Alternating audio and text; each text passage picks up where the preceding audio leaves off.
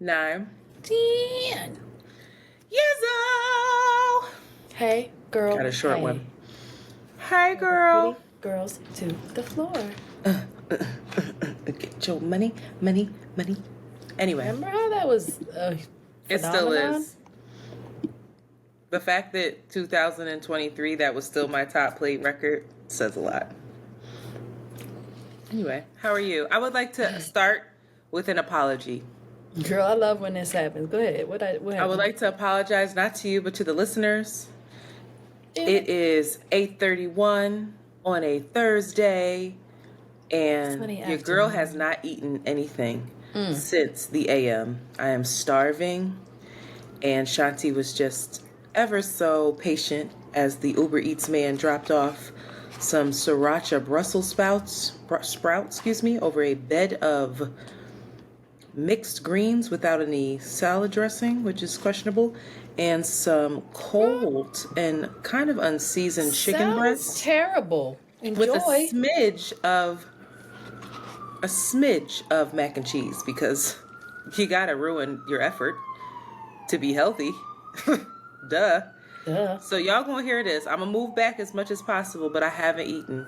And I know that people don't like when we eat in the mics. I will do my best. But Shanti, you take it away with your updates, and I will mute myself. All right now. Go Hello, ahead. everybody. This is Actually, don't know Shanti, how to do co-creator, host of Around the Way Curls. Welcome to our episode. I can't remember. 4th episode of the year.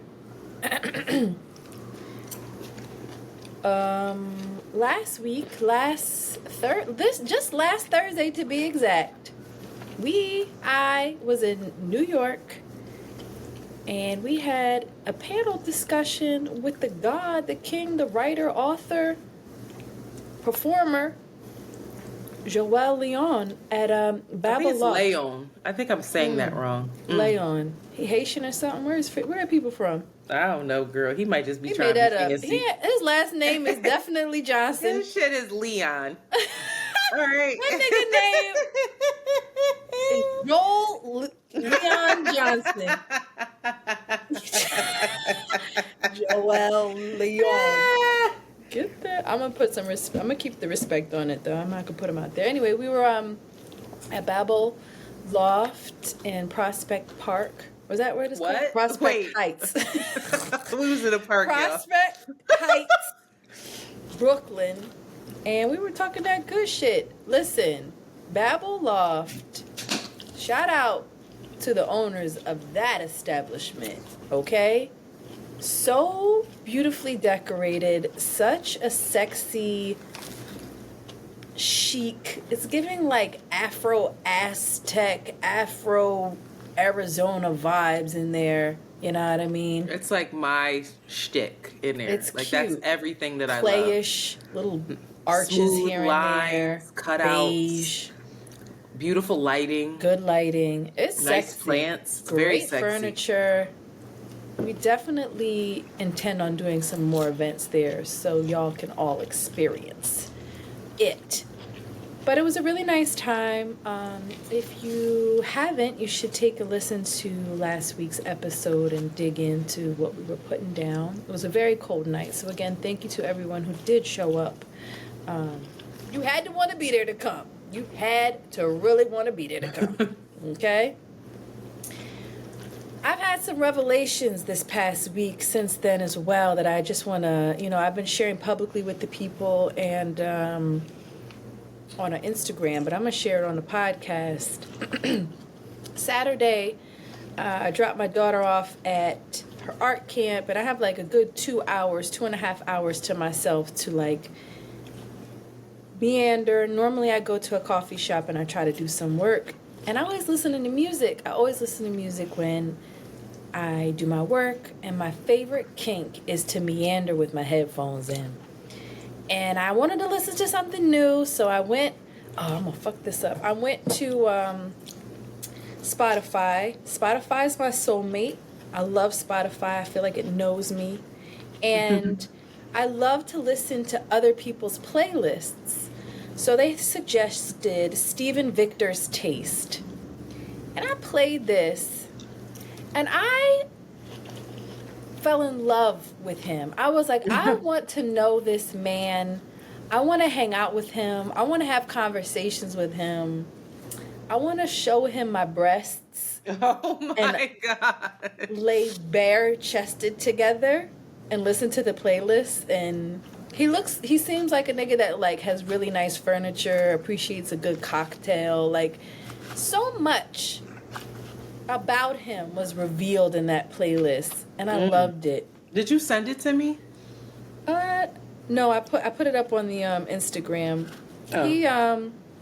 He is apparently he is a I ain't even do enough research. Somebody said he was married, so I stopped doing my intel for the nigga. But apparently he's connected with he's part of the nerd wave, the Pharrell wave. You know, the black boys that like the fake like, nerd. NERD. Oh. Not like, yeah, like, you know, the niggas that like Japanese street fashion and love instrumental music and have really high taste and, you know, like Asian girls. But it made me realize that the next suitor, I want to know what your playlist is. I want to see what's on your recently listened to. I don't want to go back and forth with actual words. I want to go back and forth around songs. That sounds amazing, Shanti. And I'll figure out how to like, we can talk about like a song you first fell in love to. I don't know. I have to figure out what the different prompts are, but that's how I want to get to know somebody. I personally am not very good at making playlists.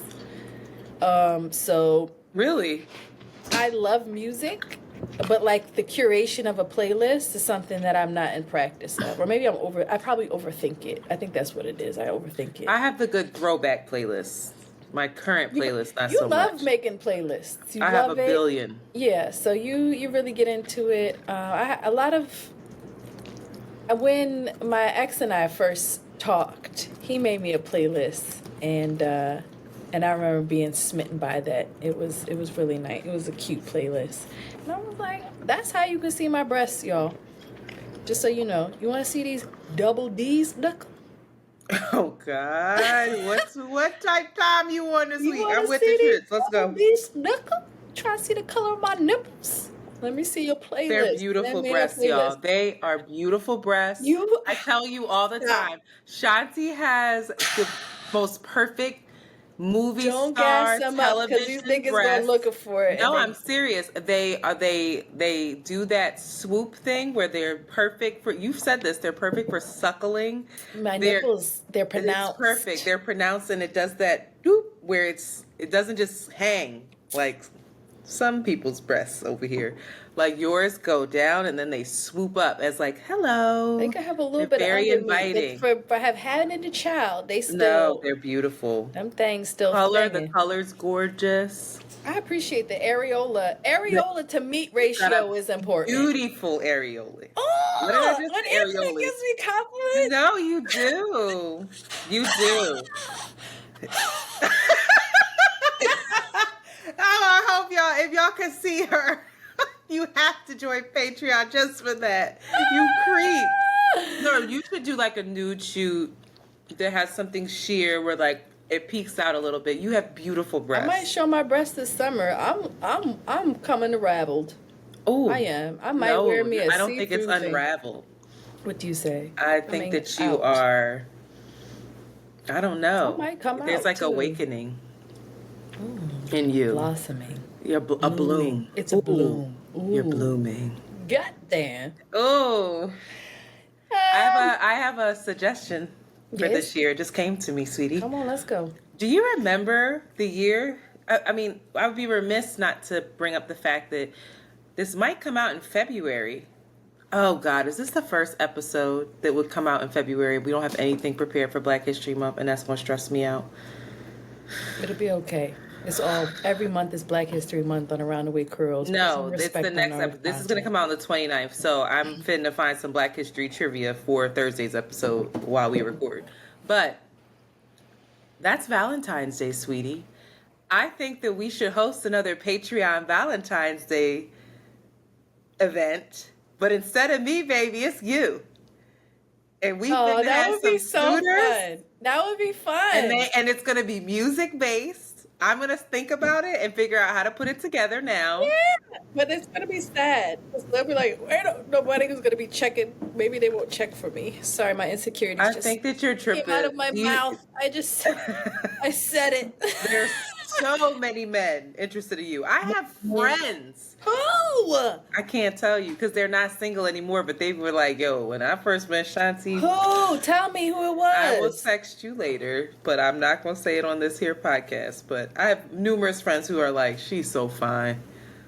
One of them pulled up on you last time you were here. Put it out there. Like, hello. If you down, girl. I'm down. Oh, yeah, girl. Tricky. Get tricky. Trick on you niggas. Anyway. Listen. All right. All I right. love it. We're announcing it. We're doing it. Okay, let's do it. Oh my God, I have to put it together. So now I have to all right, if you're listening, email aroundthewaycurls@gmail.com. Don't send a DM. We're not going to see it. Email How did we around the orchestrate way. that last year? I don't know. That's stressful. So I'm going to go through the old emails and figure it out. But email aroundthewaycurls@gmail.com. I need you to send me 3 pictures that you really like of yourself. Oh, God. Stop it. One with personality. I'm going to just ask the old boy. I'm going to ask Nigel to send them. But just send me some pictures of yourself. Okay? All right. I'm so excited. Unlike you, I will go on a date. I know you will. I would end up going on a date. And falling in love. And falling in love. He gonna be a DJ or something. He gonna be like, I don't know. It's going to be wonderful. Listen, this is my last revelation, but this shit right here. Shout out to Kristen Braswell. She is an amazing. I love looking at Kristen. She is the owner of Crush Global. Back in the day, Antoinette and I and many other influencers went on a trip to Cuba together, all hosted and curated by Crush Global. She did her motherfucking thing. That is a sophisticated, educated, elevated black woman. She done been everywhere around the world twice. She knows how to eat good. She knows how to drink well. She knows how to have a good time, and the girl's smart. But anyway, I love her stories, and apparently she got beef with MLK, which I love. I love it. She got beef with everybody. Martin Luther King, and I love it. She was talking about how he was cheating. Oh, we all know he was cheating, right? You didn't know his real love of his life was a white woman? I did not know that Martin Luther King was cheating with white women. And the love of his life. He loved was a this white girl, woman. Betty. Her name was Betty. And she came out years ago. First of all, it was first revealed in the biography, 1986 biography, Bearing the Cross by David Garrow. In the book, Garrow briefly describes a serious relationship between King and a young white woman around the same age named Betty. Child. They were in love, and apparently King left the relationship with a broken heart, and he never recovered. That is Because he propaganda. knew he couldn't be with her without... Shout out to my dad who walked around in that Malcolm X hat proudly with his white queen. Tricky. Tricky. Optics are tricky. Almost all of King's friends tried to discourage him from staying with Betty, knowing what an interracial relationship would mean for his future. His friend has said, I thought it was a dangerous situation that could get out of hand. And if it did get out of hand, it could smear King. What? This fucking voice. Hurry up with these updates. And You tripping. I was shocked, and I did not know that. And yeah, girl. I love that for us. I love it for us. I love what that means. I love the way. What does it mean? What does it mean? It's just messy. It's contradictory. Why is it contradictory? Can he love his people and still fall in love with a white woman? or is it sad? Not enough that he could reveal that to everyone. Apparently not. Could we take any? Would you take somebody's? Seriously enough, if Dr. Umar, Dr. Umar, if Malcolm X, Dr. Umar is not Martin Luther King. No, but I'm just saying, people that vehemently,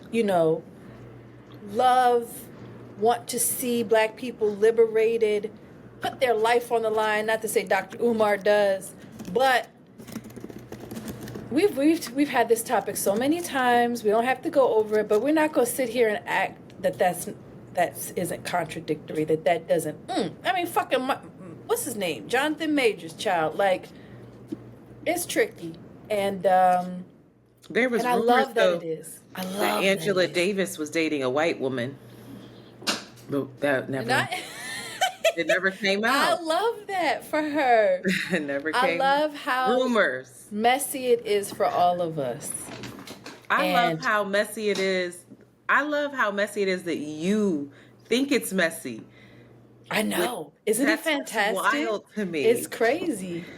It really is. It's remarkable. And I'm surprised it's not.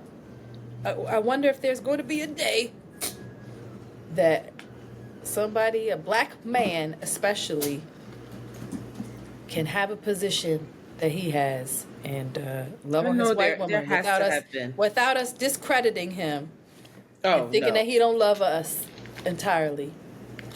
Anywho, Martin was tricky. I ain't gonna keep going because it is Black History Month is creeping up, but I also discovered some other information about Martin that apparently is going to be revealed, Unsealed Files 2028 or some shit like that. Tricky, complicated. I hate that. I hope those files remain sealed. If I'm even more tricky that you would say that. Damn, I love it. Let it all crumble and unravel. None of it's real. All right. If you're on Patreon, my updates are: you can see that I look like I don't have any clothes on. I have my little wrap on. It is the dead of winter, but guess what? My heat was off. It ain't off no more. When I tell you, on like the coldest days, I woke up and I was like, what is going on? Because usually I'm sleeping with the window open. Mm-hmm. I'm sleeping with the fan on. Heat is going. No heat. You don't appreciate things until they're gone. Joni said it. Not only no heat, but no hot water. For the heat came back on within 2 days. The hot water was off for about a week. Really? I was washing in pots. I was boiling water. Girl. Like boiling tons of water. Soup, the big soup thing I have, throwing it in the bathtub and hurrying up and washing. Poverty. I was like, wow, you really just don't appreciate the things. And I had to call 311 on these people because there was no urgency. Oh, y'all don't have 311. 311 in New York is when it's like a service where you call to basically say to your building, to tell on your building. And it's really a last resort for me. I want to handle things internally.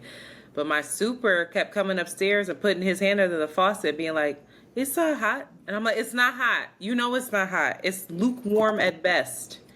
I was like, I can't wash dishes in this. So I also had a sink full of dishes until I would boil water, but they were just piling up because who has time to be boiling the water? It was too much. So I'm just very grateful that my heat is back on. It's hot in here, but I'm going to take it. It's fine. Shit, the project heat is back, girl. You had the projects both ways. You had the projects both ways, child. No in between, sweetie. I said, goddamn. Also, I want to shout out to all the listeners here who are also listeners of Can't Afford Therapy. I'm not going to spill the beans here because I want to shoot people on over to their podcast. But the latest episode that we did was one that was incredibly honest. I was very proud of myself for being honest. I'll say it.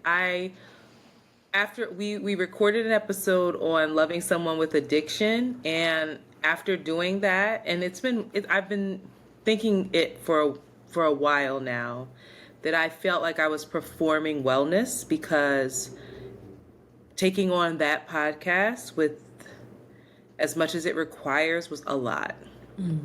And on top of this, on top of the job, it was just like, oh my God, how do I do this and still have time for myself? And every time we start that podcast with checking in with the feelings wheel, and most often it was, I'm tired, I'm stressed, I feel overwhelmed, I'm anxious. And it's like, well, girl, are you gonna do the work of being honest, possibly disappointing your co-hosts, the listeners who are very supportive? I knew that they would be, because I'm like, the type of people who listen to Can't Afford Therapy are people who most likely are a bit self-aware, kind, and invested in our well-being. So everyone responded very well to our announcement of the need to take a break. And I wasn't the only person that felt that way. There were just different reasons why. We've been talking a lot behind the scenes. It doesn't seem like it's going to be the end. It seems like it's going to transition into something smaller, something more seasonal. So many listeners are giving us so many great ideas around how to strip back. Yep. They're like, fuck the video. We don't need that. We don't need the social media. Just do 10 episodes a season, and they don't have to come out weekly. They could come out bi-weekly. They're just like, whatever you need to do, or say no. But another thing was that we were also doing this really intense personal work with each other, and then we're not able to maintain any relationship outside of recording. And so it feels strange to be in a room with these strangers, essentially, but then to feel so safe, but also that's therapy, though. It is. But it one of our co-hosts, that was not what he wanted. It was very evident, and he the way he verbalized that was really beautiful. We had a different call that had a very different energy, and I think he sat with it, and then he came back and really explained to us and was very vulnerable with us about how hard it is to make adult friendships, to have adult friendships, and that he's looking for that.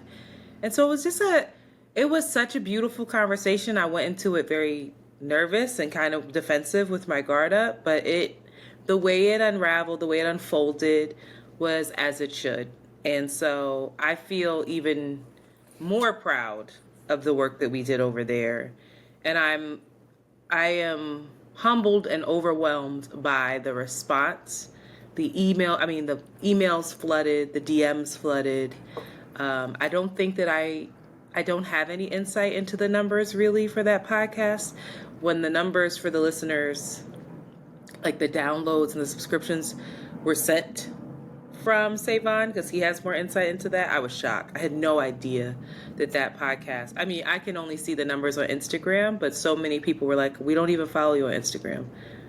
Literally, my friend told me to listen to this podcast. Y'all should definitely pick up that. It's a gem. So take your time, but yeah, or just be really proud of what y'all did. Yeah, go to therapy. I need to do some therapy because I have some stuff to work out. Word. So just really grateful. So, and there's some faces in the comments that I know from here, some names that I know from Around the Way Curls, and I'm just thank y'all so much, because that was scary to do, to be honest about that. So that's it. Do you want to? Usually we go into the patrons, but I don't know where they are. Do we? They get deleted? I thought that was later. Maybe I did delete them. Damn it. Hold on. We just got to take it on back. There you go. There we are. Monty, just take that out for us. You want to do the rate and subscribe stuff? And this is the time of the podcast where we remind all of you listeners, speaking of support, to rate, subscribe, comment, and most importantly, share Around the Way Curls with your own communities. It goes a long, long way.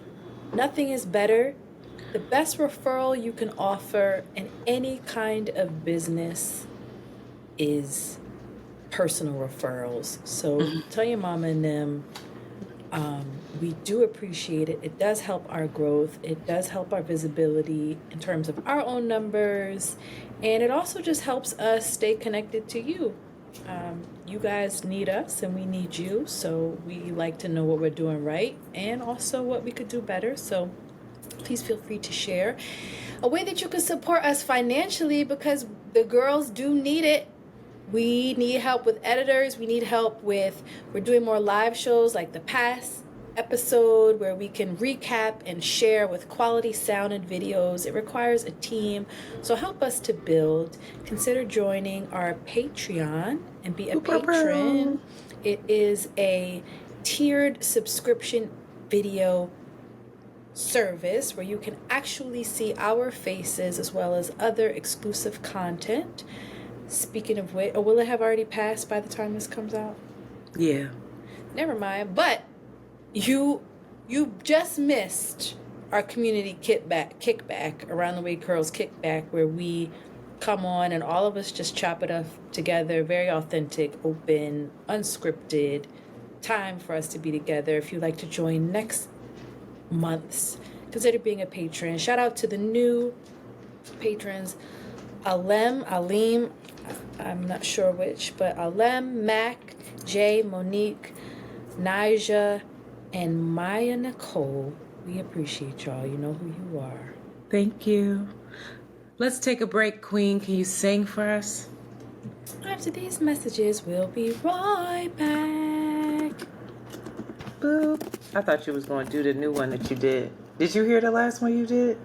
Listen, it's spontaneous. Yeah, you just gotta let me be spontaneous, child. It comes up to me, the spirit of Jehovah. Like, oh. She said, after these messages. Spirit of Jehovah comes to me. All right. Ready, Queen? Yeah? Yep. And we're back for Hot Shit. Tonight's conversations.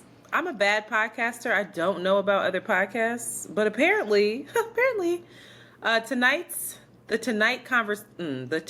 Conversation podcast is one that deals with a whole bunch of relationships. Now, I've seen their clips. I've seen things in social media. I just didn't know what it was. They have like 1 million and some followers. Like, they're doing their thing. But they are going on tour. And a couple of friends of mine who are not podcasters at all actually sent this to me and was like, oh, do you want to go to this? You want to check this out? And I was like, oh, of course I do. Because our friend Mandy B is a special guest in half of the cities that they're doing. So the Tonight's Conversation podcast is coming to a city near you this winter and this spring for live recordings. And Ace Metaphor and some of the nation's top love and relationship influencers will join us for an evening of real, raw, and hilarious conversations on all of your favorite relationship topics. Okay. And so basically they have like Q&A and they're very funny, witty, but also poignant answers. And it just seems like a really good time. So they're like prepared to laugh, dance, catch the tea on the intimate, the grimy, and the treacherous in your city. So I'm very proud of Mandy. I don't know how she's doing all this touring because she sent me the dates and I was like, how, girl? How do you fit this in? But she's doing it and I'm proud of her. So I will be at the NYC shows in support and I hope to see y'all there. But definitely look them up. This is not paid. I wish it was, but it's not. And I think it's a great girls' night. I think it's a great opportunity to maybe meet a boo, flirt with a boo, and have a good time. So interesting. I am endorsing it. I want to come. They coming to Philly? Yeah, they going to Philly. Y'all should go. The girls should go. We should go. Me and Amanda should go. Y'all should definitely go. Who all gonna be there? What they talking about? You know, can you get off your phone? I'll see you later. We gotta keep going with the podcast. You looking it up. This is just a sign from God. Y'all take it how you leave it, but it was in my spirit to share this with you. 1 in 4 food delivery drivers admit to eating the food that they deliver Oh my God. to your house. And I just got Uber Eats. That's all. That's it? That's it. The whole update? Yeah. Do you order food like that? No. Yeah, I have. More than 4 times. So one of them 4 times, somebody was eating my food. I think it's if you order like fries or something. I don't think it's if Do we think so? You think that they're busting out plates of food and ordering plate and eating your plated food? Who knows what's possible? All things are possible through Christ Jehovah. So. And what is this poll? This was a poll. Like where did they admit from this? U.S. Foods, whoever they are. Exactly. Like who admitted this? Girl, I know you're not actually not believing this to be true. I don't want to believe that. Okay. I don't want to believe it, girl. On to your next hot shit. All right. This isn't actually my hot shit. This is a caller, so I wanted to share. She called and left a voicemail. Hi, ladies. I am listening to your show in real time, about 13 years and still married, and I am resonating so heavily. Nope, wrong voicemail. One moment. Oh dear. Monty, can you write this down? Damn it. This is what happens when people call twice. And I get all confused. Yep. Okay, here it is. Sorry. Ready? Go. Good morning, beautiful ladies. I'm listening to the latest episode. Shanti. Oh, by the way, this is Allie from Oakland, California. Hey. Shanti, girl, let there be flesh. I love you so much. I just wanted to give you guys a book read in case you haven't heard of it. I think it's beautiful. You guys should get into it. It's about 4 generations of different women. It's called Memoirs of a Cherry Harvest, from a Cherry Harvest. It's beautiful. It's a tale of 2 sisters and of their families and of their families. It's beautiful. Get into it. It's a good cry. It's a good read. Love you, ladies. Keep doing what you do. Bye. You said yes after a good cry? I love books that make me cry. I love to weep while reading. I love the idea. Yeah, same. I mean, I love the idea of 4 generations of different women. I wonder how difficult it is, like if that's something you and Joe could read. I don't know. You think she would do it? Jolie asked me for teenage romantic novels. For real? Yeah. What are the teen? My friend Nick Stone is a writer, and she writes that. Well, she writes young adult. Yeah, give it to me Black now. As long as it's I gave you one. Huh? Remember the book that I brought home? I thought that was for Sean. You gave one to Sean, not Joe. Oh, did I give it to him? Oh well, I'll give you one. She ready. She ready to look up Nick Stone. The TV. Thank God, because Lord knows I was reading Fly Girl, the coldest winter ever. That's how I was don't give her that. She don't need them. But that's how at my 13, 12, 11, that's how I was getting my romantic novels. I will never forget when somebody gave me The Coldest Winter Ever on a Cheese Bus and let me read that. And I was like, what's happening in my underwear? Exactly. I was like, there's a pulsating that's going on. What? I love reading. Girl, the way Midnight had me in a chokehold. I said, because when she had to describe, they ain't had to do that.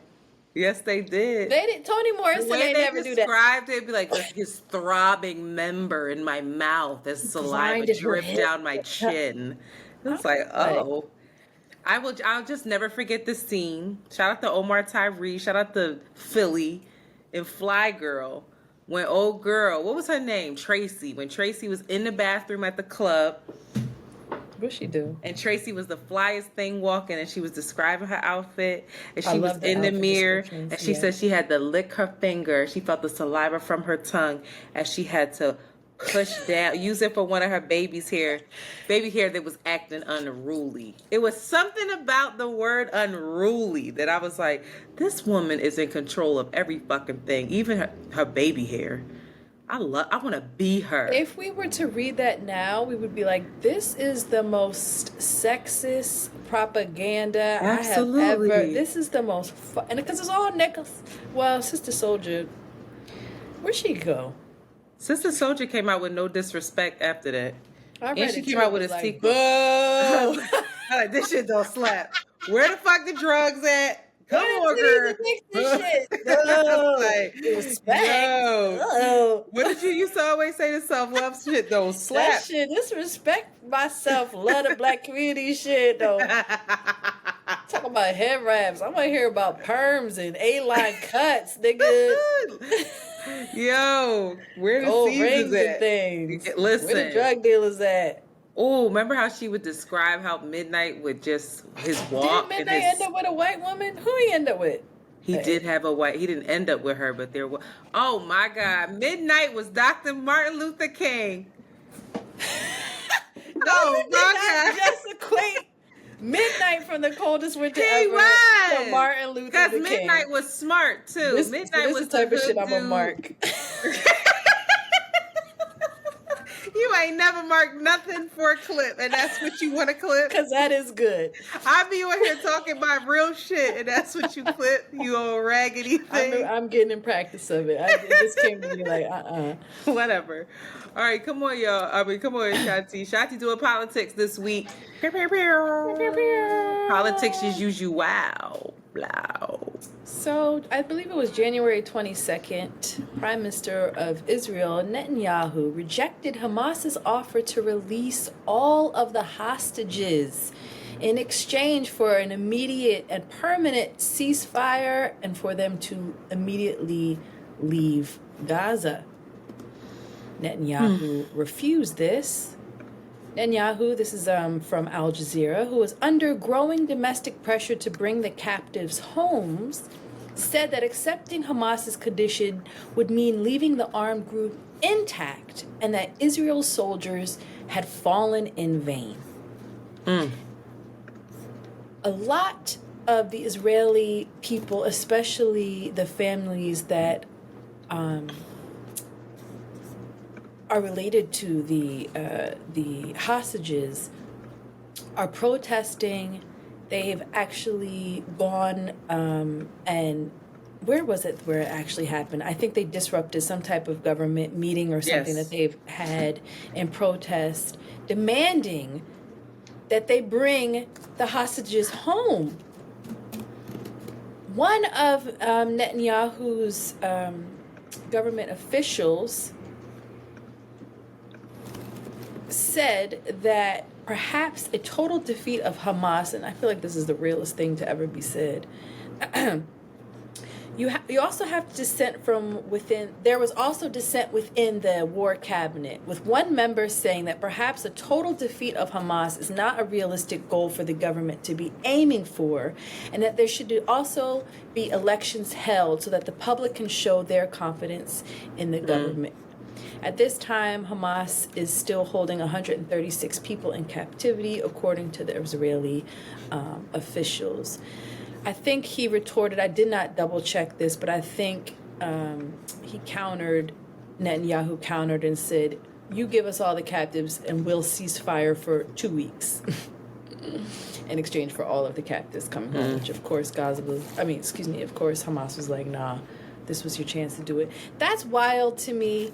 That's crazy to me. That also just put so many holes in the defense of Israel, or in Israel's defense, that they have to keep continuing this war in order to bring the hostages home.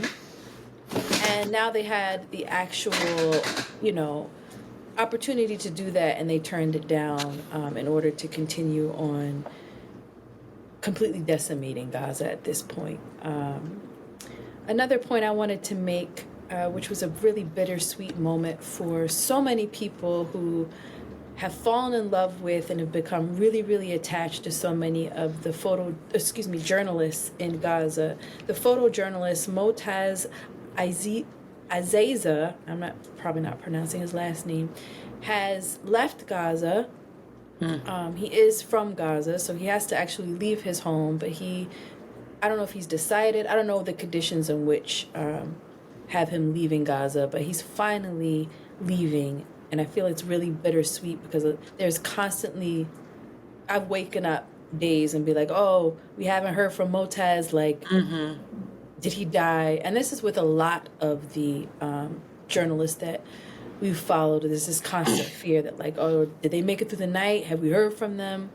Yeah. He's gained 18.5 million followers. He's only 24 years old. He's an amazing photographer and storyteller, and has relentlessly and unconditionally showed up for his people and done what he could against the most terrifying, heartbreaking odds to share the stories of these people and the conditions. We only know what the Palestinians have been going through and the horrors and the injustices that they have been experiencing because of people like him. So shout out to him, a big thank you. The amount of recovery and the amount of survivor's guilt that he must be carrying in this moment, and just the PTSD that he must be experiencing is so great. So whoever can and knows and loves him, please send him love, because he has to recover. He probably will never recover, but he's done so much. So shout out to him. Another strange news. Can I? Go ahead. Yes, please. I'm Antoinette. curious to know what you think about I have these conversations with people who I love, who are very good people, who I disagree with, though, around Netanyahu's stance of saying that they have to root out Hamas completely, and that the hostages, if the hostages are released, then that's fine, but that does not solve the greater issue of Hamas still being viable, and that there will be another attack. Now, my response to that is, if the hostages should be first and foremost, part of the reason why they don't want to make this deal, in my opinion, to get the hostages back, is that is what protects them, protects the Israeli government, and in terms of like PR campaign that they're completely losing. It's like, well, they have all of these hostages, we have to root them out so that this never happens again. But if Hamas doesn't have hostages and you're still bombing them in that way, then you lose a little more PR campaign there. And so, but then they still have this argument that in order for this to never happen again, we have to completely exterminate Hamas. What would be your response to that if someone was saying that to you? Bullshit. Complete and total bullshit. Because I need help. How many Hamas members do you have? Right? Like, what is the logistics, or what are the intelligence that you have of, like, yes, there's 300 Hamas members left, and and it's going down to 285. Now we're at 100. Now we're at 9. We only have 3 many of them more. aren't even in Gaza. Again, exactly. So, like, what is the logic of this eradicating all of Hamas? And niggas, they don't die, they multiply. This is an ideology. It's not a finite, again, cockroach thing where you're like, oh, I've rounded up 85 and I just got to squash them all out.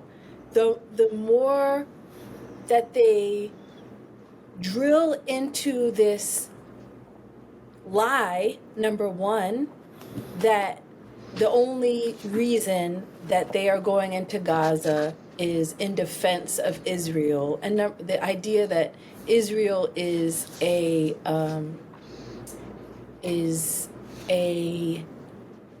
no responsibility, number one, in the creation of Hamas, and they are just protecting themselves and protecting their land that they rightfully own. Again, you just got to go to the root cause of, like, until you really are honest about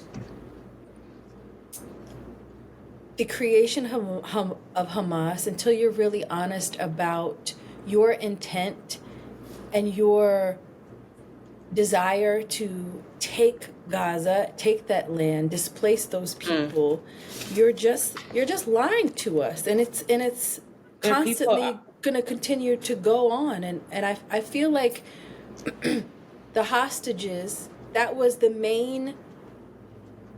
This all started October 7th with the attack on Israel by Hamas, the killing of innocent people, the murdering of children, which is one thing that they were saying was happening, the raping of women, which I'm not going to say it didn't happen, but we don't have evidence that it happened. And even Biden had to retract some of the claims. The beheading of children is what he retracted. Right. Some of the hostages are saying that they experienced sexual violence. Okay. But the disproportionate evidence, the story and the defense of each of these two parties is disparate in its in the arguments. Yeah. One feels far more logical, far more. It just makes more sense, and the other just feels like you're poking holes and you are cognitively dissonant, that you are lying, that this narrative cannot be, you're not being honest, you're not being real.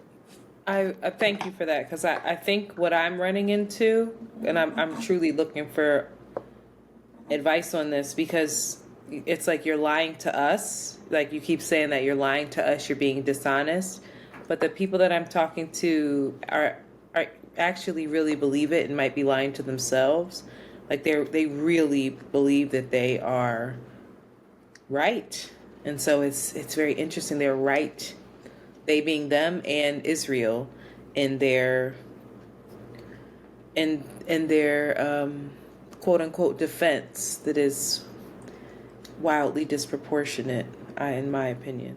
So anyway, we don't have to keep going because we have a lot of show, but something for us to think about is that it's the same way where we talked about, the people in this country, the people who love Trump, that's their truth. They believe it. And so it's like, how do you get to that middle point? I don't know. Anyway, go ahead. Alabama is set to execute a man with a gas method that has been rejected by veterinarians for animals. It's on the verge of executing a man on death row by nitrogen suffocation, a method that has never been used on a human being. The convicted murderer, Kenneth Eugene Smith, is scheduled to be executed maybe this week, today, actually, of this airing, or tomorrow. He is convicted of a 1988 murder for hire of Elizabeth Sennett. He's lost 2 separate appeals to the U.S. Supreme Court. Originally, he was set to be killed on November of 2022, but he survived the execution because his veins were too small. They couldn't find his veins, and it was basically a botched execution.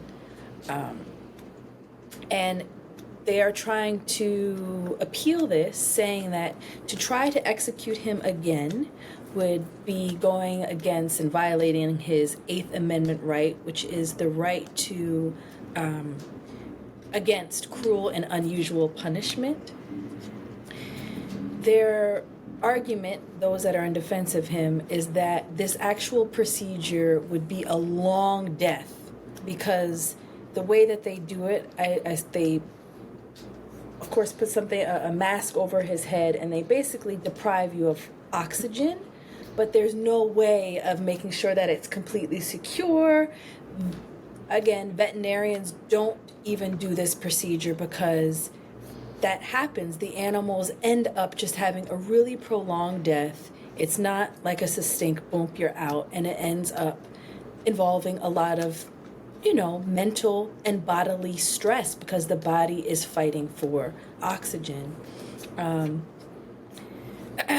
So they're saying that, of course, this is unusual. It violates this right, and it is against his human dignity and ours as a people that would do this anyway. Just to go over that, the American Veterinary Medical Association discourages the use of nitrogen gas when euthanizing animals, in part because of the difficulty in keeping oxygen levels low. The attorneys argue that the mask is not tightly sealed and will allow oxygen to infiltrate the breathing space. The attorneys argue the process will also will lead to nausea and cause him to vomit before he passes out and eventually dies. The U.S. Supreme Court rejected this argument, and he is set to die with this new and not yet ever done killing method. I just looked up. His final meal was steak, hash brown, and eggs. This was 2 hours ago. And the scheduled witnesses for his execution are his wife, his 2 sons, Oh my God. and his attorney. So he's about to die soon then? He's still living in this moment? I'm not sure, that was posted 2 hours ago, but that was his last meal. I mean, last week, I think the week before, we talked about The death the penalty. death penalty, I need to right? make a clip for that. That was right there. Do you think this is excessive? Absolutely. The death Do you penalty think it is excessive. against his actual? Well, I mean, the death penalty. That's one question, but the actual, like, all right, we're going to do this by any means. We're going to do this, this nitrogen suffocation, basically. Do you think his argument is viable? That this prolonged death is wrong? Yeah. Or, yeah, it goes against his constitutional right against cruel and inhumane. Absolutely. But I think that when you criminalize, if you Google him, put his name in the thing, Kenneth Eugene Smith. What's the first thing that's under his name? It's going so fast. It's the first thing you see. Criminal. Oh, yeah. That's it. Nothing else. Criminal. And so when you do that, when you dehumanize someone in that way, then you're not even an animal at this point. You are actually worthless. You have no value, and you have no rights. And this is not cruel and unusual punishment because you deserve nothing. That's what it is. And to sum up his entire life, I don't know this man. I don't know anything about him. He could be a monster in my opinion. But I don't know if I struggle with making that determination.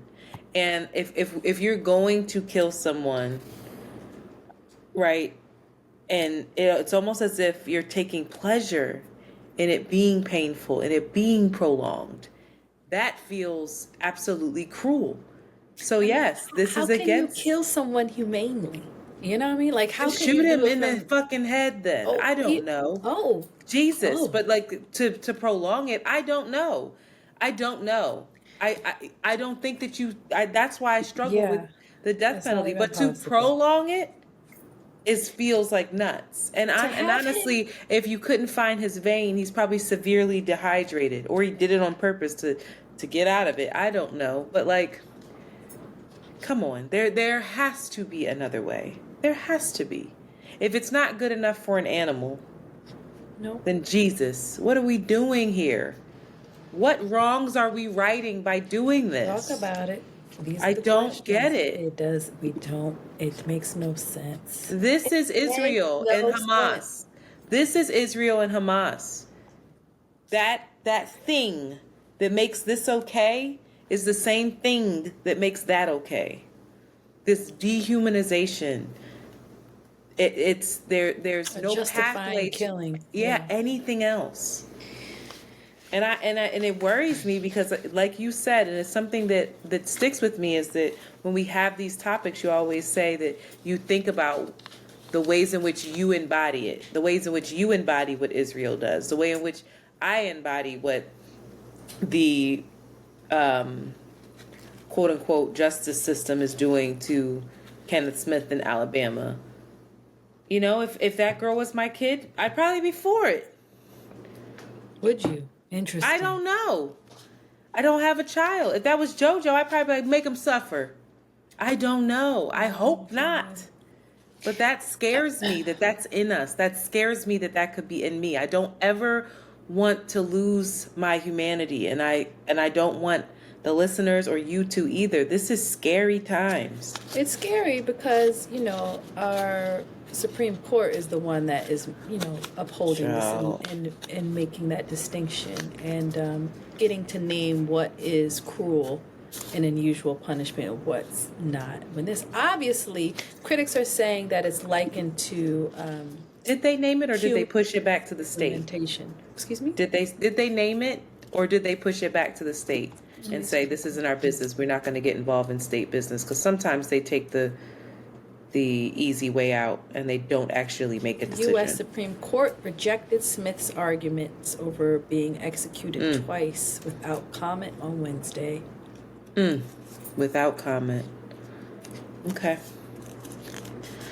Slippery. These are the little things. These are the little things. They're not that little. We all have to be aware of because they are markers. They are saying something, child. Oh, no, not good news. We'll lighten it up soon. Sorry. I couldn't not bring this up. The impact of Roe versus Wade being overturned. Texas abortion laws, I'm sure we all know, we've talked about this, do not offer exceptions for rape or incest. Okay? No exception for rape or incest over in Texas. As a result, Texas saw an estimated 26,313 rape-related pregnancies during the 16 months after the state outlawed all abortions. My God. Okay? With no exceptions for survivors or rape or incest. Okay, this is according to a study published by the Journal of American Medical Association. Following the June 2022 Supreme Court ruling that overturned Roe v. Wade, the researchers estimated there were 519,981 rapes associated with the 64,565 pregnancies during the 4 to 18 months after the states implemented total abortion bans. Of those pregnancies, an estimated 5,586 occurred in states with exceptions for rape. Okay, does that make sense? 5,586 occurred in states with exceptions for rapes, whereas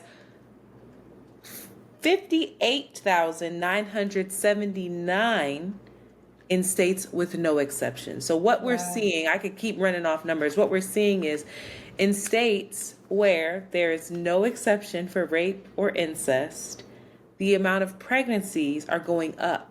Not only the amount of pregnancies, but the amount of rape, which is wild. That correlation, and they're trying to figure out what that is, because it doesn't mean that you can't be tried for rape, right? We didn't decriminalize rape, but they're just saying like, well, you have to have this baby if you do get pregnant. And that seems like an incentive almost for rapists. That is the correlation that people are drawing. I don't have anything further to say. I don't know what to do with that. I saw this came out in a very small, actually, I love this guy. Let me look at him. What's his name? He works for the Huffington Post. Black guy. He breaks all the news on the Twitter sphere, well, on X. Where is he? If I scroll a little bit, I'll find him. And everybody should be following him because he really provides great information. And of course, I can't find him when I need to, but I will. But he posted this, And this was from just a Houston reporter reported this, and now it's being picked up by bigger outlets I'm seeing, because people are tagging, CNN, tagging ABC, tagging these larger networks. But it's mind-boggling to me how anyone can vote to uphold this. I just don't get it. It's deeply personal, and it's wild. It's wild. And I don't know what that thing is that someone would see, that this person would have to now carry the child, and that would incentivize you almost. We're sick. I don't know if we're gonna make it. Should we make it? I don't know. I don't with this kind of stuff. Stop. I think his name's Philip. Anyway, other things that Philip Lewis. I love Philip Lewis. He's from Detroit. Shout out to Detroit, deputy editor at the Huffington Post. He gives the real. Appreciate him. Liberal justices. He just broke this. There are 3 dissents from the liberal justices. So shout out to the Democrats, the liberal Democrats on the Supreme Court, all dissenting to Kenneth Eugene Smith's. They voted to actually stop that. But of course, here we go. These Republican appointees to the court. That's why voting matters, baby. So I'm a fucking broken record at this point. Things you should know, but we can't go into detail. You have the first one. Do you want to talk about this briefly? Yep.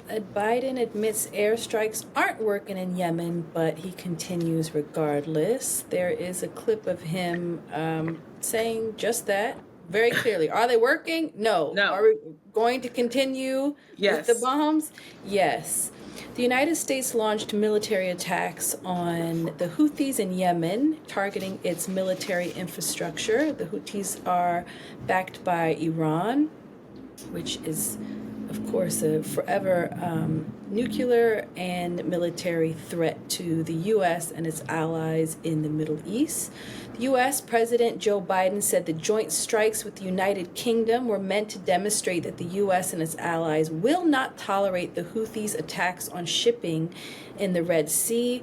The Houthis are one of the only folks in the world, global folks in the world, as well as it being the poorest in the world, to stand up and actually take some action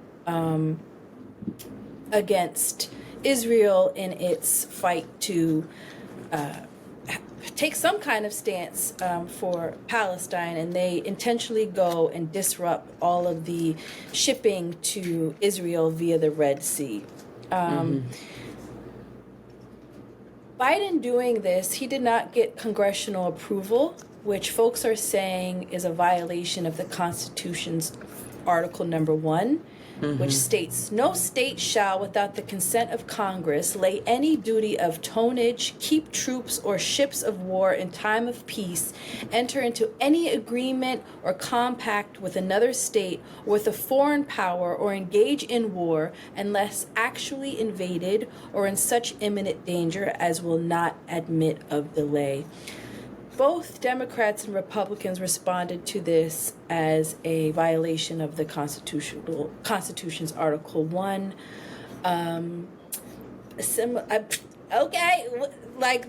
These blatant things that don't make sense, but we are all just watching it happen before our eyes. So we won't get into that. What's next? Can't get into it. I wanted to just call out too that I know that we talk about capitalism a lot and billionaires, and sometimes these numbers are hard to understand, but I just want to say that Jeff Bezos, that is the former owner, I think he's the former owner, didn't he sell it, of Amazon, made over $7.9 million an hour, every hour in 2023. Okay? In under 13 minutes, he brought in the equivalent of what the typical person in the U.S. will earn in a lifetime. I just want to let that sink. For everybody who says it's not harmful, these people work hard for their money. Make that make sense. That's all. Fonnie Willis. Do you know who Fonnie Willis is? No, We talked about her. what Okay, is? Fonnie. Fonnie or Fanny?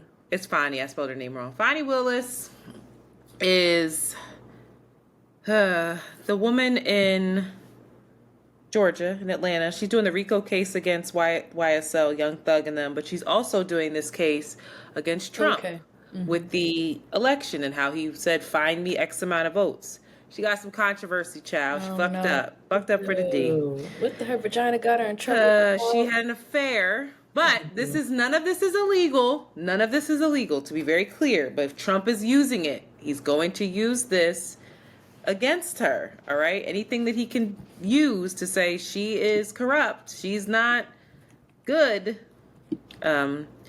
She had an affair with one of her deputies, Special Prosecutor Nathan Wade. Nathan Wade is on the case. Very handsome gentleman. Of course they gonna fuck late night. We all don't watch the shows with our girl in it now. He also, Scandal. Viola. Shut up.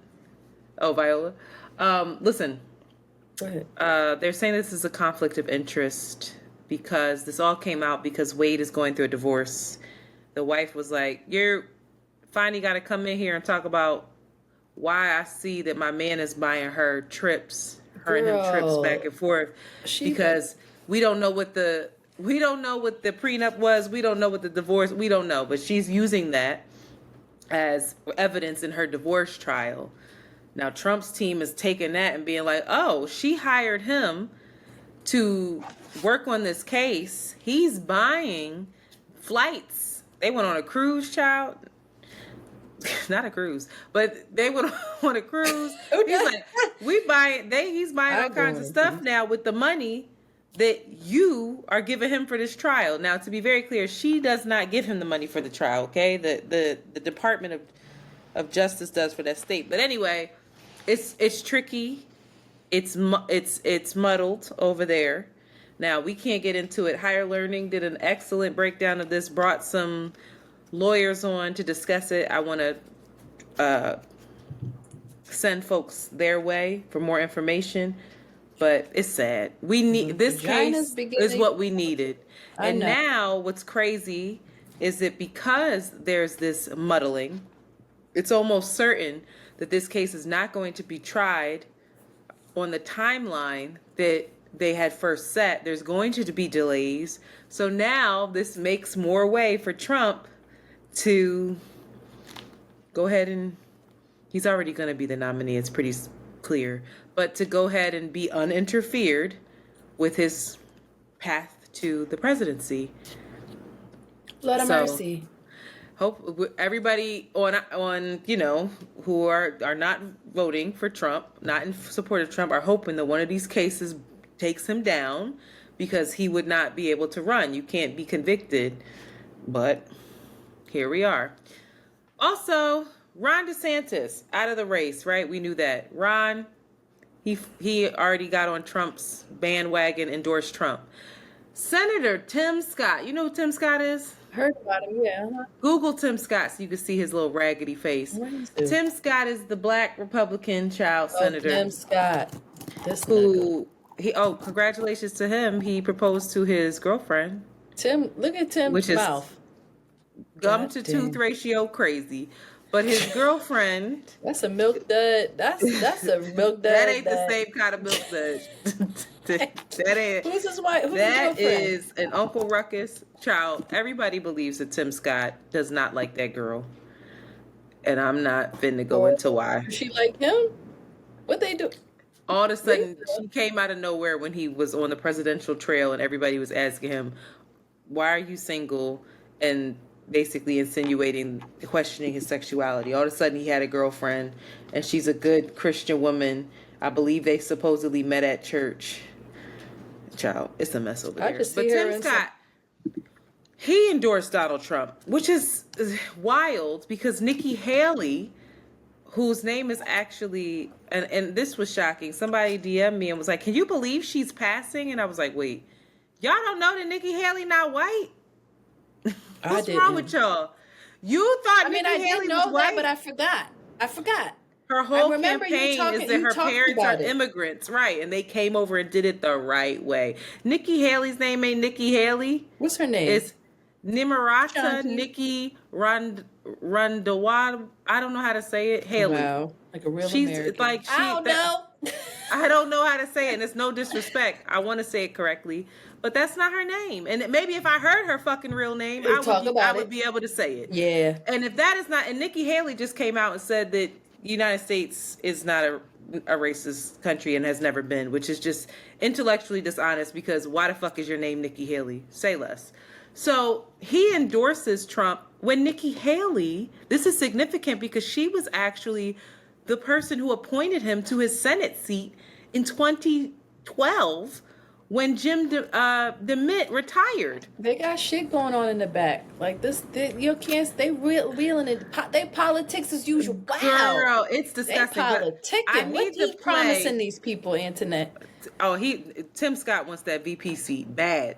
Tim Scott is like, I could get the black people on board. I'm the good, coonish black man. I said it. I'm sorry. Who loves God, and I can get black people to vote for you, Donald. They'll love you if I'm on your ticket. Unfortunately, and we have experiences on the podcast, we don't even need that, child. The black men? Hello. Talk about it. Let me play something for y'all with Timmy. Gonna vote for that nigga anyway. Let me get past the clip. Verizon's new business Monty, unlimited take this 5G out. plans. It's embarrassing. Built to give you even more value. I gotta buy now including more premium hotspot data. the Pro, like YouTube, Joe, because this shit is embarrassing. What matters to your business with Lord, Verizon? shout the right. Is this Donald Trump country? Oh, yeah. That's it. I can't hear you. I can't hear you.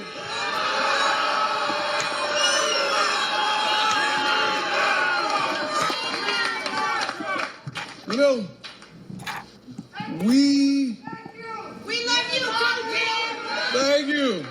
Let me say, we need a president who will close our southern border today. Why is he talking like that's not how he talks, Shanti? We need Donald Trump.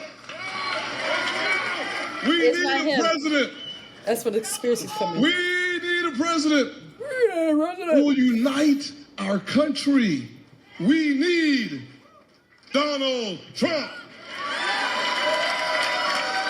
We need a president who will protect your Social Security and my mama's Social Security. We need Donald Trump. We need a president today who will stop the crime and recklessness in the streets. We need a president who will restore law and order. We need Donald Trump. Oh, we need a president who will lower our taxes and not raise our taxes. We need a president like Donald Trump. Oh. We need a president Turn this off. who understands the American people are sick and tired of being sick and tired. No, the fuck you did not just quote Fannie Lou Hamer in a speech. That's why I didn't turn it off. Shame. Now this is where I believe prolonged shit should happen. He should be dragged through the streets. Oh. And rocks should be thrown at him. Shame. But all the ancestors, you didn't spat on Fannie Lou Hamer's grave and all the work that woman has done for us. In order for your raggedy ass to be able to vote, you go out there and do this just so you can have a position in the White House so your dick can feel bigger? Fuck you, Tim Scott. I don't have no space for Timmy.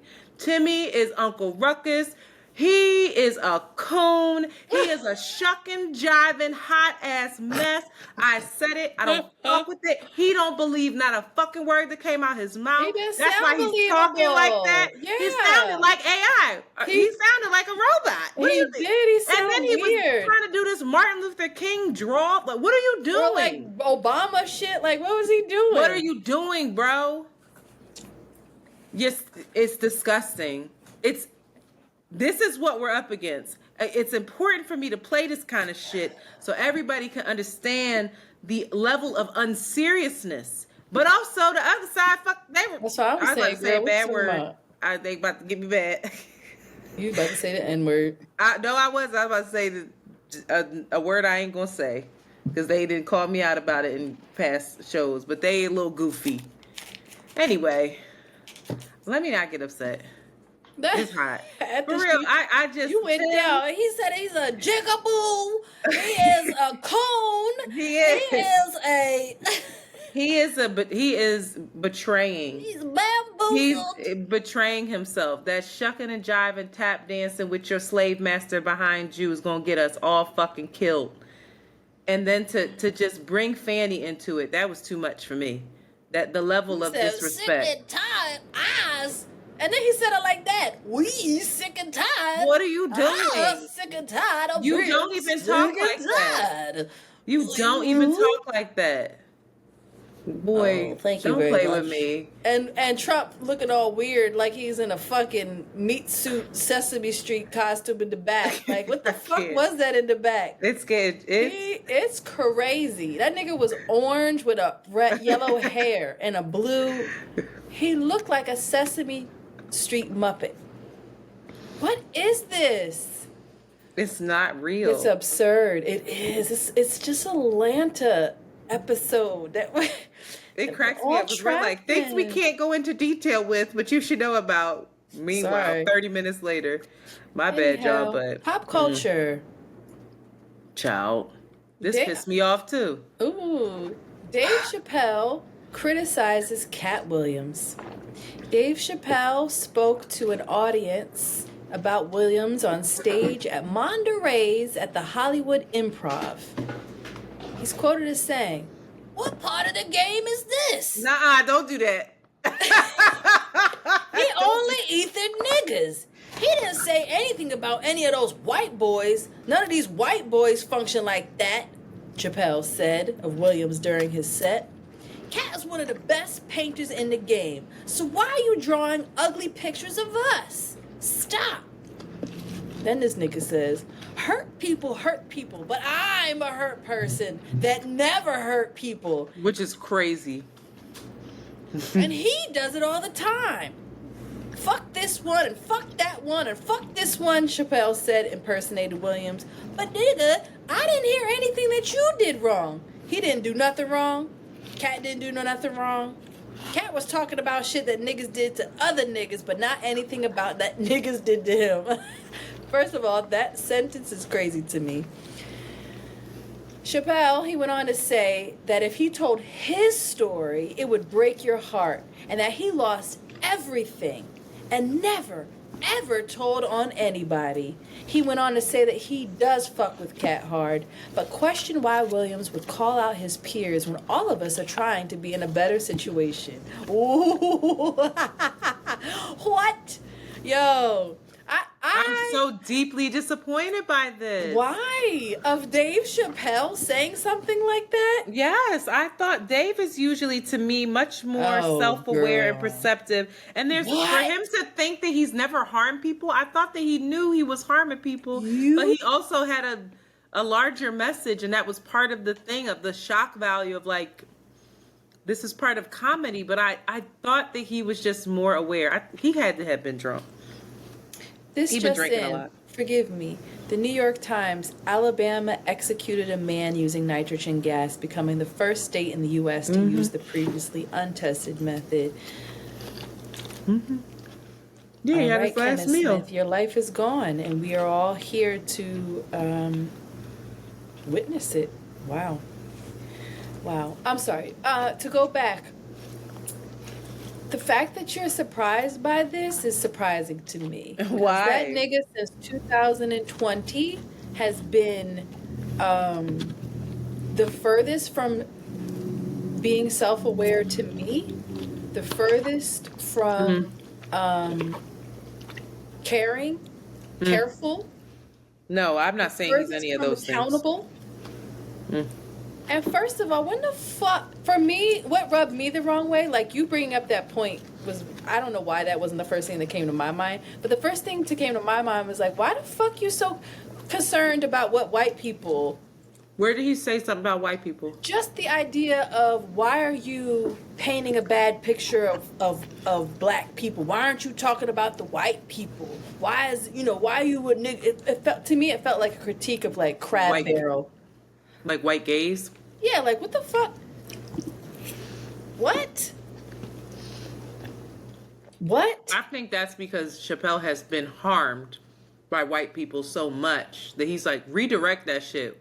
We out here good struggling. point. I love that you said trying that. to Okay, very good. Thank you, Antoinette. make a way by any means and all means necessary. So we need to rally together. This is and he said before, some shit is our conversation, right?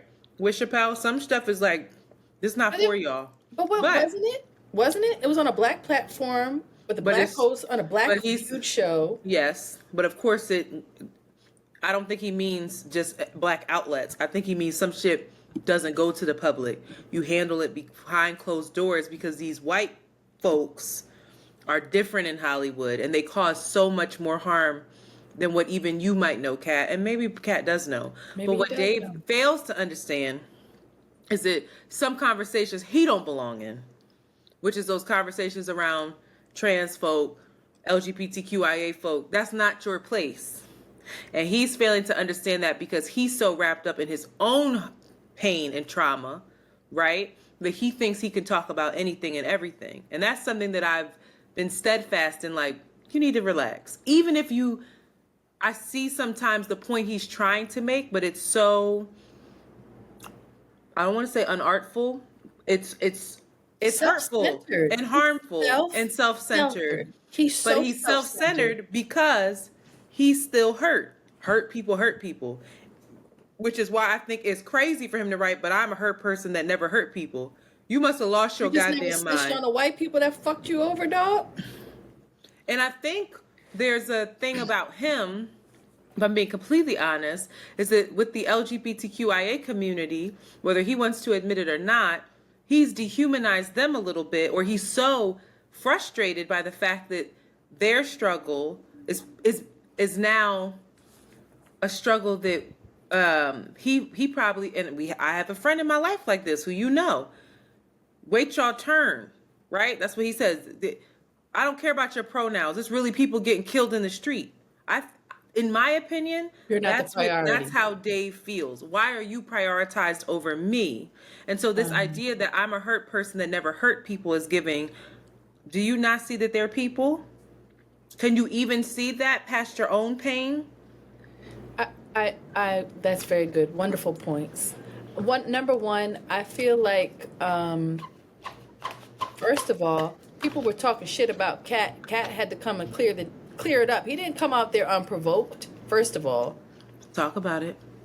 Okay? And I think he has been quiet for a long time with people lying on him and painting this picture, especially, I don't know if it's not true or not. I have some people that are like, nah, that nigga was definitely on drugs, da-da-da-da. But when you talk about, and Dave Chapelle was the first one to really bring this conversation to the forefront about the dismissal of people who have been wronged, who've been manipulated, who've been exploited, and then just saying that they're crazy or that they're on drugs. It was dismissive. Did he say that? Yeah, he said it's dismissive. He did. He fucked me up. I wrote a whole paper on that. But like, I don't know. Similar to what you said, I think Dave Chapelle is missing. Dave Chapelle was a catalyst for and seems to have lost he was a catalyst for really important social conversations, but because, just to your point, him being self-centered, him putting it all around his pain, he feels out of touch. Feels really out of touch. He feels really not curious, not compassionate. He's just always critiquing and always like talking at motherfuckers. Like, I know, I have this wisdom, and it's like, no. When he does know, he knows. That thing that he did It wasn't even stand-up. It was just social commentary on George Floyd. That was beautiful. I didn't like his energy behind. I don't know. I didn't. Oh, you didn't like that? I did liked not. that. I could not watch it. That like 11-minute thing he did? Yeah, where he was like outside or people. Oh, was, I like, liked that. No, I did not. I don't enjoy. Because I his felt like he energy. was vulnerable and honest, that he was struggling through something. I don't know. Speaking of honesty, with Kat. struggling through something, Oprah has never went to therapy. She Oprah went to has built Ayanla.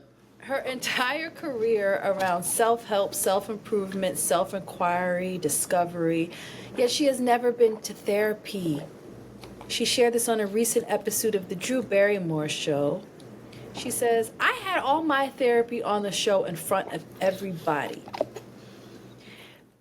She says that basically, you know, she was at the forefront of, which I'll give this credit to her, at the forefront of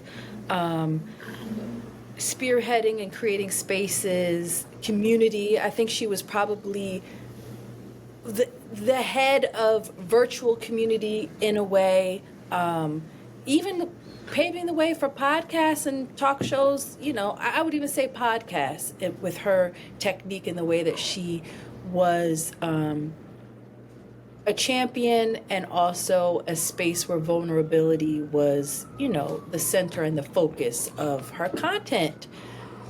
But at the same time, this just brings up a lot of questions for me. I had someone text me this and they were pissed. They were like, they felt like that's really problematic.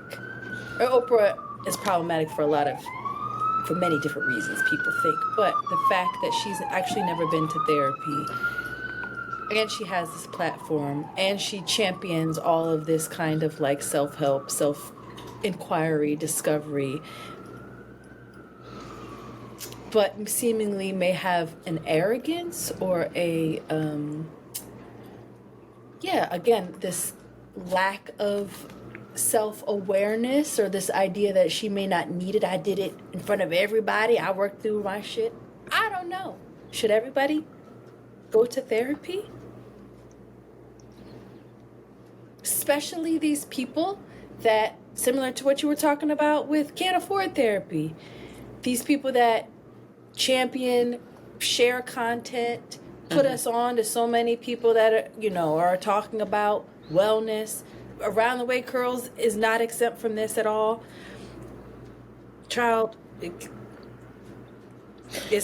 do we need to have that professional expertise? I think it's helpful. It's interesting. I'm thinking about Oprah and when she started and the time frame. Therapy was not really a thing like that. Therapy was someplace that you went. It was stigmatized. It was a place that you went when you were, something was wrong with you, right? Mm-hmm. When you were othered. And she spearheaded a lot of normalization of that kind of help. Mm-hmm. Mm-hmm. I think there's something to be said. You brought up a great word, arrogance, of like, if you're around it all the time, right? And you're seeing the work, you're observing the work. Sure, you can pick some things up, definitely. I think Oprah's so tricky for me. I don't find Oprah to be someone who feels authentic. When I don't. When I hear her talk, I'm like, Now, I struggle with her Super Soul Sunday stuff and all that. I really do when she's a part of it, because I'm just, there's something that, and I don't know how she can show up differently. She's such a powerhouse. She's a media mogul. At this point, she's so media trained. How could she show up any other way than that training? But I can't take away from what she did in that space. And the fact that she did it against all odds. She shouldn't have been able to do it. With her name, with the way she looked, and her background. I mean, Oprah, if you read about Oprah, I mean, you talked about it when you were talking about The Color Purple. Some shit, bro. She been through some stuff now. And to be where she is and to even manage that even if she hadn't been through the stuff that she's been through in her life, to manage the level of fame, power, influence, responsibility, probably survivor's guilt, maybe. To manage that, I don't know how she does that without somebody, some formal help. But she also has people around her who are not, they ain't boo-boo the fool. So I don't know. Maybe at her dinner parties, there's different conversations. I try not to judge it. For me, I'm just like, I think everybody could do a little better with therapy, but there's different types of therapy. Maybe she never sat on somebody's couch, but maybe she's done music therapy. Maybe her dinner parties feel like group therapy. If you're sitting across from Esther Perel and this person and that, like maybe that stuff translates different. There's just she's in a whole other world and realm. But I think, girl, go to therapy. What the fuck is wrong with you? But that's me being judgmental and not knowing nothing really about her. I don't know how you have all of the money that you have and live the way you do. Actually, it makes more sense that she's able to do that because she's probably never been to therapy. I think that Oprah built, I think the foundations of Oprah and her superpower and how she was so impactful was because of her authenticity and her ability to be vulnerable. I don't know about now, but I think that was something that she did so well and changed the game with so well and was so fought for that. And that's what made the show very different and built the community and the loyalty and the space that she created for women. So I'll say that. I don't think that she was inauthentic. I don't know. I don't follow her enough now. But I guess lastly, and this is a whole topic, but I wonder if similarly the podcaster space, the influencer space has just become a pseudo therapy for all of us, because all of the therapy language is sticky now and everybody's a narcissist.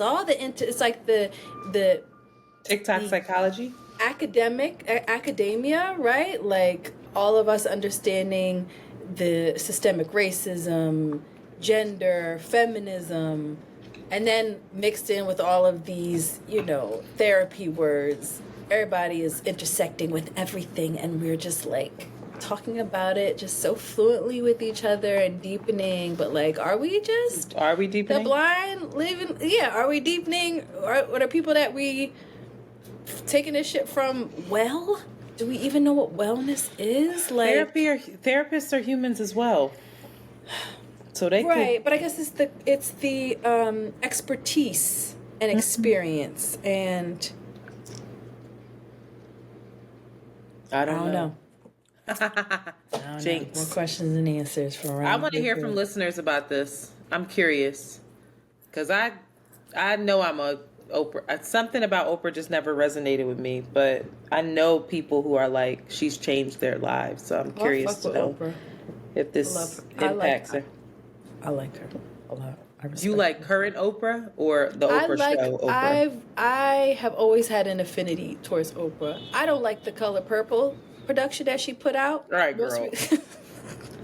Some of her choices and some of the rumors about her, I'm like, oh, but I wouldn't put it past her. But I think she's an incredible human being, and I don't disagree with that. Yeah, I don't know. I don't know if she's like a monster underneath, but I didn't say. Please don't say that. Because that's all I need is for people to start saying Antoinette said Oprah was a monster, child. I don't know. I don't feel like put that on me. That's what I don't think she's inauthentic. As best that you current can be. Oprah to me. Fame and the access and the power that she has. I don't know. She Aquarius child, tricky. Shut up. All right, last up. Oscars are out. I don't know none of these movies I don't know any of it. I don't care, but we will go into the Why Black don't you care? Oscar nominees. I care about this part. 2004 Black nominees: Danielle Brooks, category Best Actress in a Supporting Role for the film The Color Purple. Sterling K. Brown, Best Actor in a Supporting Role for the film American Fiction. He was Coleman amazing in that. Domingo. That's my boo. That's Category my boyfriend. Best Actor in Leading Role, Film So Rustin. fine. Divine Joy Randolph, Shout out to Philly. Best Actress in a Supporting Role, the film Holdovers. And She's gonna win. She won everything so far. Okay, I have to see the movie. You know she's from Philly, right? Come on now, Philly. Coleman and her are from Philly. You know that, right? Yeah, I told you about Coleman now. Oh, okay. I'm gonna put you I on forgot it. who told me that. Thank you. Jeffrey Wright, who looks like my ex. Category Best Actor in a Leading Role in the film American Fiction. He won't win that, but Sterling might win. Sterling was great in that film. That was a good film, and you didn't want to see it. I'm gonna go see all of them. No, you're not. Why would you lie? Who would lie like that? That's weird. I really want to see American Fiction. What is this Rustin? I love movies. That's on The Netflix right Holdovers. now, girl. Oh well, That's what Ava did it, of course. Pretty sure Ava did it. I'm gonna let you handle this, Queen. Why? All right. Everybody's pissed off. There's one movie that everybody's so upset about, and it's Barbie. Shanti didn't see Barbie. I saw did. Barbie. How you gonna speak for me? I thought you did. Who was I talking to that didn't see it? I saw it. I Who was saw it while I was I cleaning had a my whole room. conversation with somebody about this. Oh, that wasn't God. you. I know who I was talking to. Barbie. You saw it. Okay, very good. The whites are upset. I'm going to just say what it is. The whites, all of them, or just the white women? the white women and a lot of gay white men are upset that Margot Robbie and Greta Gerwig were not nominated for their respective categories. Margot people feel should have been nominated for Best Lead Actress, and Greta, they feel, should have been nominated for Best Director. I don't know why Hillary Clinton chimed in on this. That's how you know you're on the wrong side. It was weird. I was like, wait, what? Hillary needs a new social media manager because she didn't write this, but she wrote Greta and Margot, comma, while it can sting to win the box office but not take the gold, your millions of fans love you.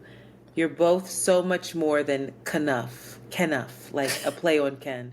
No, and that is because fucking way. That's what she wrote. That is because Ryan Gosling was nominated. Now, this is very interesting because the entire film leans on. I love this for everyone. The entire film leans on this idea of women being overlooked, of this man discovering the patriarchy, feeling empowered by the patriarchy and wielding it. And so they're like, wait. So you finna tell me that the only man from the movie about how harmful the patriarchy is to both men and women is the only person that's gonna be nominated. God. Tricky. I have such an unpopular opinion on this. I'm gonna save it and keep going.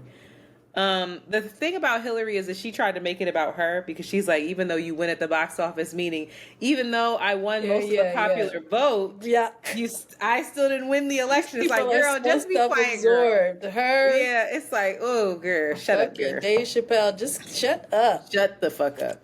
So a lot of people are up in arms about this. A lot of black women and brown women are up in arms about this because they're like, okay, this is peak white feminism. And they're like, okay, hold on. I got to go to another statement. There was another statement that came out. And they said, I think this is from the Los Angeles Times. Yeah. This white woman wrote in the Los Angeles Times, if only Barbie had done a little time as a sex worker, or barely survived becoming the next victim in a mass murder plot, or stood accused of shoving Ken out of the dream house's top window. Certainly millions of Barbie fans are currently wishing they could push someone, perhaps a member or two of the Film Academy, out of a very high window. So that was a shot at the other nominees and the roles that they played. And so now they're like, wait, so you finna try to dim the light of these other women who were nominated? Like, is that your version of feminism? You have to step on their backs and try to discredit their work and their achievement in order to stories that they portrayed, in order to uplift Robbie and Greta. How we get into it? Robbie and Greta probably like, oh God. Now why am I in it? I ain't said nothing. Now why am I in Danielle it? to win. I just want the color. They're gonna be clapping loud as shit if a black woman wins. Listen, now, mind you, this is the first time in the history. This is the first time an Indigenous woman has ever been nominated for an Oscar. Shout out to Lily Gladstone. So you're not even recognizing that. All you can say is your Barbie, Margot, this beautiful white, it's Barbie, perfect, right, plastic doll looking, very skilled of an actress, what was not nominated. And then other people are saying, Greta, Barbie was nominated for Best Film though. And they're like, well, how could the film be nominated for Best Film and the director is not nominated for Best Director? Guess what? That happens often. That happens often, and it happens to men as well. Do you want to go into this imperial feminism? This is just a statement. This is similar critique of the whole them being upset about everything. And this was shared by, this was written by Saina, Saeed. Imperial feminism is an entire discourse angry about two white women not getting enough nominations for a commercial doll while staying silent on U.S. funding and supporting a genocide killing 2 Palestinian mothers every hour, starving girls, and causing a 300% increase in miscarriages. And just so we know, we got another academic word for us to start throwing around, using in our lexicon. Imperial feminism, also known as imperialist feminism, colonial feminism, or intersectional imperialism, refers to instances where critics argue feminist rhetoric is used to justify empire building or imperialism. So, imperial feminism privileges empire building through war. So they throwing that at Greta too, and Robbie. But in all fairness, Greta and Robbie said nothing. They didn't say anything. They say, how we get into this? Now, in a statement, Ryan Gosling, our Ken, who is nominated for Best Actor, can't wait to see him in Eva Mendes because I love them.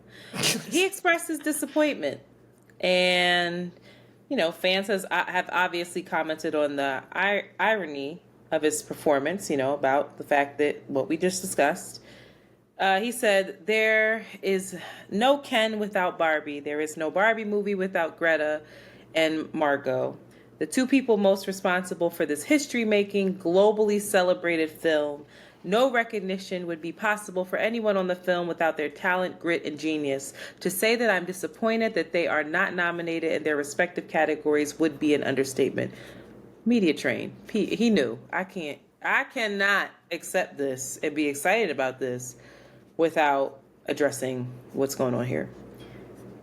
You done deleted my commentary, child. Here's the deal. It's all right. It's fine. I would just have to say Barbie still received 8 Oscar nominations in all this chaos. And Margot's role as a producer is recognized because the film is up for Best Category. They could still win, essentially. Right. And Greta is nominated alongside this other person, Noah Baumbach, for Best Adapted Screenplay, whatever. Listen, the only person, my unpopular opinion, Ryan deserved to be the nominee from this film. I remember watching Barbie on a plane, and I said, literally text Mandy because she was on a plane with me, and I said he was excellent in this film. The way that he completely submitted to the role and owned it and just did it, and he honestly had more to do. He had dance sequences. He was the little docile Ken who was obsessed with Barbie in the beginning. Then he turns into the patriarchy Ken. Then he goes back to understanding how patriarchy is harmful. Now, do I think he deserves to win an Oscar for it? Hell no. But Margot was one note the whole film, and she did the one note plastic thing very well, in my opinion. But was that an Oscar-worthy performance? Was the movie Oscar-worthy, girl? No, the message might have been. Maybe that's what they're saying. And guess what? In terms of it being such a box office hit, that is not because the movie was great. That was because the PR was great. There was no fucking place on the world that you could look without seeing Barbie splattered everywhere. They ran out of that pink paint. Yeah. Do you know that? They ran out of that pink paint globally because of all of the activations, the set, like the advertising. That has nothing to do with the actual performance of a film. And people need to understand that very different, like that there's a difference there. That's like saying, oh, I'm about to be anti-black, but that's like saying Michael B. Jordan deserved the Oscar for Black Panther. Hell no, he didn't. Don't be foolish. Or that Black Panther deserved an Oscar. Oh, I won't go that far. And it was nominated. Soundtracks, don't do me. Costuming, yes, it did. I'm talking about for Best Actor or Best Direction. Maybe it could have won for Best. I don't know. We're not even talking about that right now. I'm mostly talking about Margot. Listen, Chadwick not gonna win an Oscar for that role. I don't think he did. Maybe he did. I don't think. I think he won for the one that he did with Viola, the play that he redid. Yeah, no, there's just certain movies that they won for costume design, I think. Yeah, there's just certain movies that you don't. The message is important.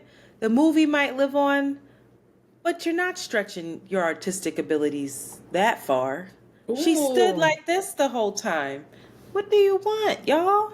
It's not unpopular at all.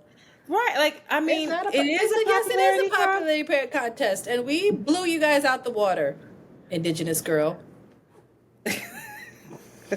Indigenous girl is crazy. Can you write that? That might be the name of the episode. No, we blew you out the water, Indigenous girl. Put it up. Put it up. All right, y'all. Listen, I hate to say it. I know you're ready to go, but Ryan, if anybody was going to be Oscar nominated in that film, who the fuck else was it going to be? I hope he wins. He's going to be like, he's not going to win. What he gonna do a Kanye? Somebody gonna jump up on I'm gonna give this. I'm gonna dedicate this award. I'm gonna actually give this award to Margot. A real knuckle wood with an eye to eye. He should take all the credit. He should just get straight. He should just do a whole art. Yeah, just like do a whole like art. What's it called? Not installation. I don't know nothing. Let's go. It's late. What's it called? I don't know. Let us know your thoughts. If y'all saw Barbie. Some people love Barbie. Like, who was going to win an Oscar? Issa? Like, what did y'all want? Did y'all think, if anybody, I liked, yeah, like, who else besides him? The crazy one should have won. The crazy one, Barbie. Maybe. The one in the house that was the ugly Barbie. Yeah. But she was the ugly Barbie, so she wasn't going to win. Crazy, ugly Barbie. We really dismissed the fuck. She was the most realist. I'm saying she should have won. That's how they treated her. The misfit Barbie.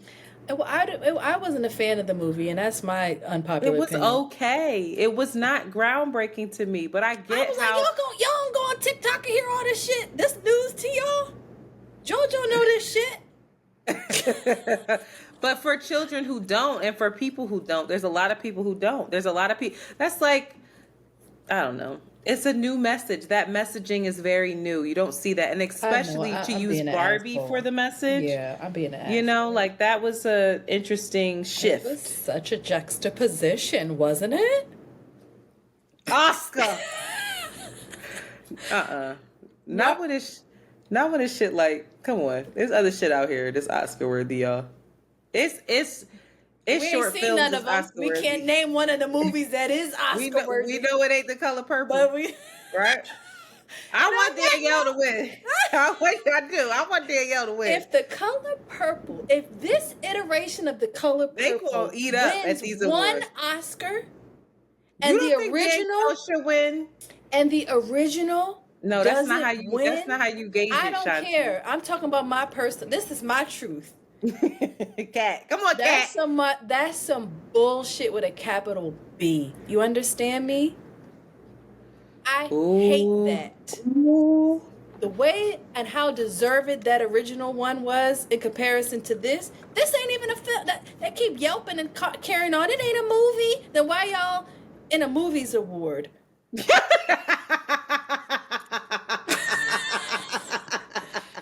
Why would you say it like, why y'all ain't a movies award?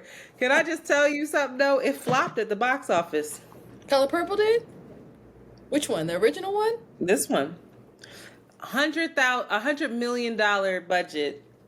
It racked up 60 mil right now. Ooh, That's a flop. Talk about because people word got out. The first when it hit, everybody was like, "We gotta go see it," and then they was like, "Don't go see that. Sorry, God damn it. Hate to be the bearer of bad news." All right. Sierra gonna go to them Oscars too, and I'm gonna be pissed. Oh my God. Sierra is going to go to the Oscars. I'm like, this nigga let Sierra go to the Oscars. That mannequin meme. This nigga let Sierra go to the Oscars. Oh, I don't know if we're She gonna doing look well. great. We're gonna get in trouble. I apologize, but y'all know, and I will never back down for this. I will never. Somehow they going to eat me up. No, It ain't no, going to they be not. They going to No, they come. not. They going to come, and I'm going to be ready.